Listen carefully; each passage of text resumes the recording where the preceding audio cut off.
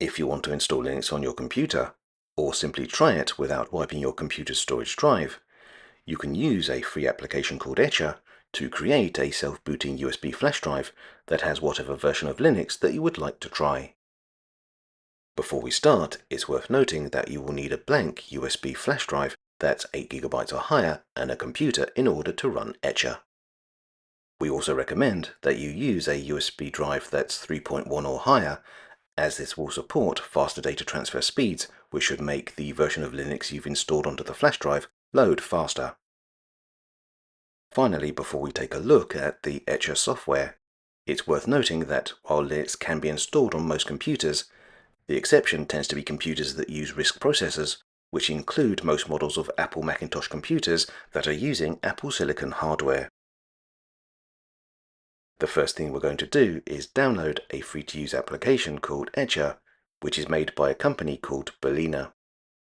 On the website, you will find a version of Etcher for whichever operating system you use. So for example, we will be downloading the Windows version. We also need to download an ISO copy of the version of Linux that we wish to try. While this could be anything from Raspberry Pi OS to SteamOS, we're going to try Ubuntu as it's a popular and well-supported version of Linux. If we do a Google search for Ubuntu Desktop, and yes, I spelt it wrong, on the download page we need to choose the version of Ubuntu that we wish to try. As there's a good chance that we will be installing Ubuntu after we try it, we're going to download the LTS version, as it will give us 5 years of free security and maintenance updates, which can be extended for up to 15 years.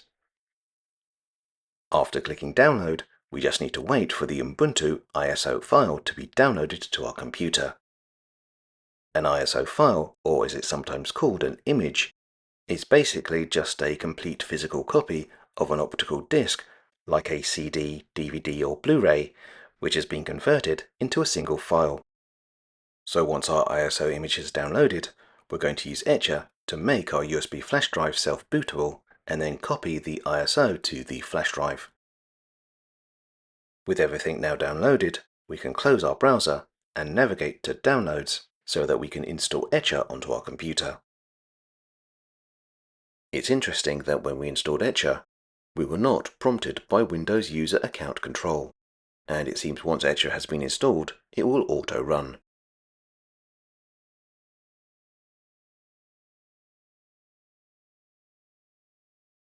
We now need to follow Etcher's simple instructions, starting with choosing the ISO image that we've already downloaded.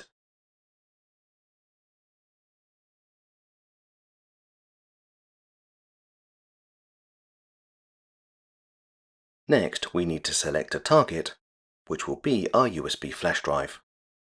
So let's plug our flash drive into our computer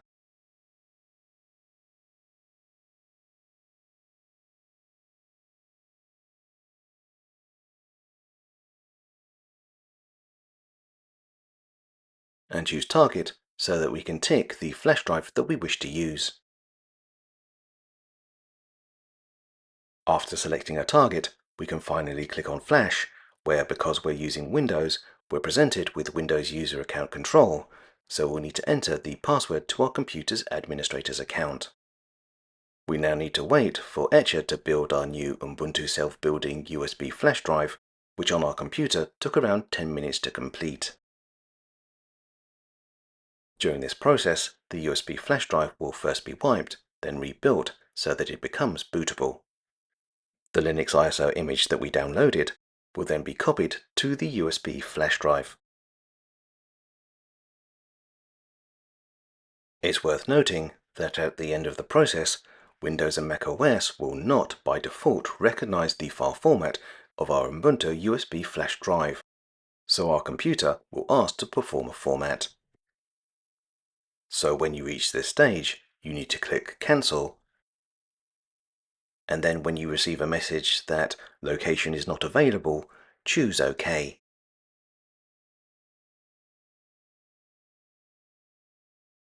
We can now remove our USB flash drive from our computer and try it out. In order to get a personal computer to boot to the self-booting USB flash drive we've just created, you may need to check with the manufacturer of your computer as to which hotkey will display a boot menu. However, the usual suspects for loading the boot menu are either F12, F2, Escape, or in some instances Delete.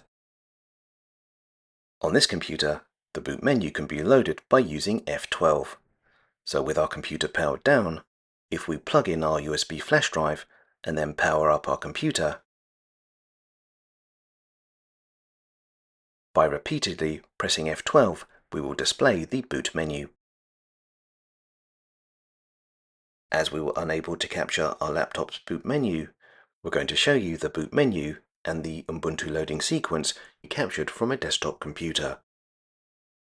As you can see, the boot menu consists of a list of the various drives that we can boot from. So we have options for the Ubuntu flash drive and an option to load our computer's UEFI firmware settings. For this example, we're going to use the option Try or Install Ubuntu.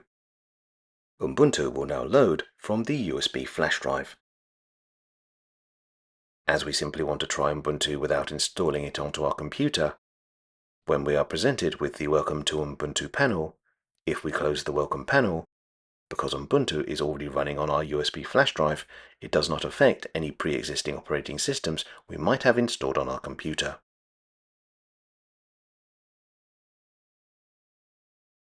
If you decide that you want to install Linux onto your computer, there is usually an install icon to start the process.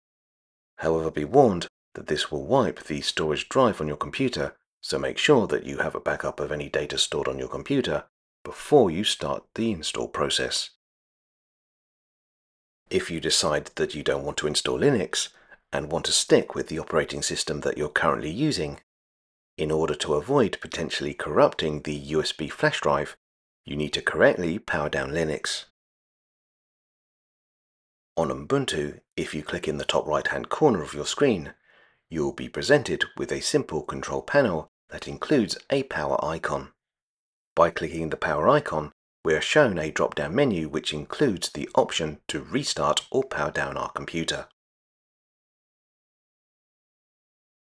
After choosing the option Power Off, we need to wait until we are prompted to remove the USB flash drive and press Enter on our computer.